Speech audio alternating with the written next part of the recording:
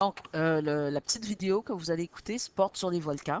Donc, je vous demande de remplir cette fiche de concept pour conserver une trace de vos apprentissages.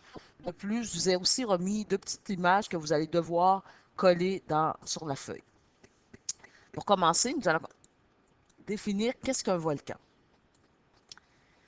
Donc, un volcan est un lieu où du magma provenant du manteau traverse la côte terrestre pour se rendre jusqu'à la surface de la Terre. Donc, on a vu au dernier cours qu'il y avait la croûte terrestre, il y avait le manteau. Donc, le manteau est constitué de magma. Puis, c'est ce magma-là qui bouillonne et qui finit par sortir.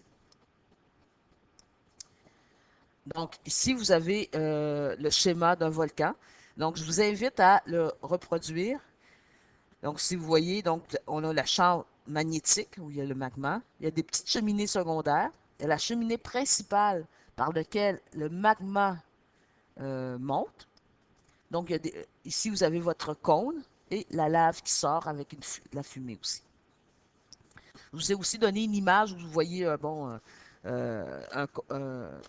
coupe transversale d'un volcan.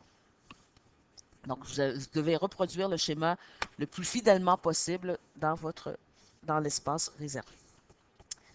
Nous allons y travailler deux types de volcans. Donc, c'est ici que vous allez coller les deux petites images que je vous ai données. Donc, le volcan bouclier, sa caractéristique, c'est que ça a la forme d'un bouclier, comme son nom l'indique. La lave est très liquide. Il y a une petite pente douce qui permet de faire descendre la lave. C'est un large sommet, puis l'éruption est très violente.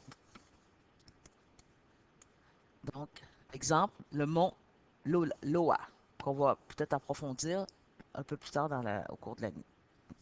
Le deuxième volcan qu'on va travailler, c'est le stratovolcan. Lui, ça a un sommet pointu, contrairement à l'autre, qui est plus ouvert. Il y a une forte pente, la lave est visqueuse, puis l'éruption est très explosive. La différence entre visqueux et explosif, exemple, de l'eau, c'est liquide, OK? Et puis si vous rajoutez quelque chose qui s'appelle le sirop est visqueux.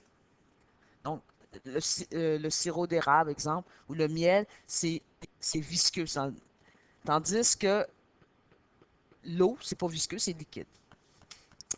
Donc, petit exemple, le Fujiyama. Donc, ça aussi qu'on va approfondir au cours de l'année. Et voilà, c'est tout pour cette vidéo.